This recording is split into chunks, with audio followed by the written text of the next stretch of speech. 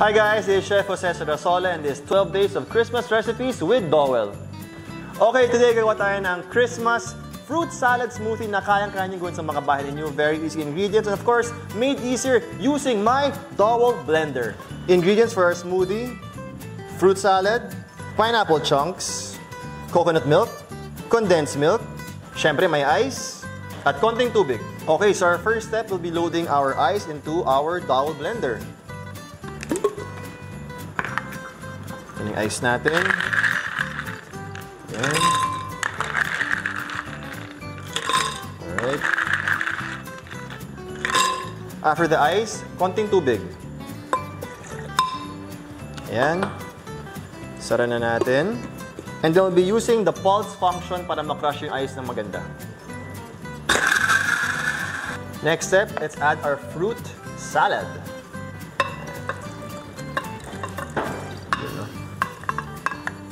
Pineapple and other things as well.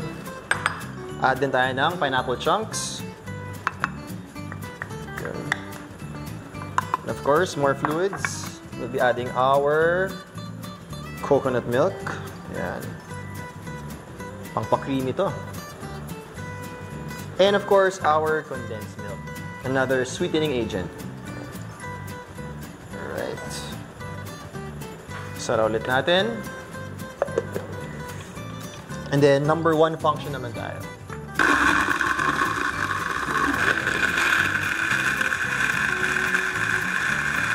Okay, our smoothie has its perfect consistency. We can now put it in our glass.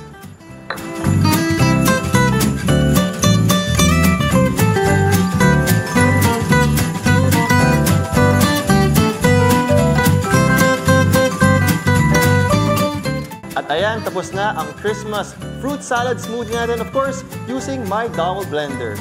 See you in my next video. Cheers!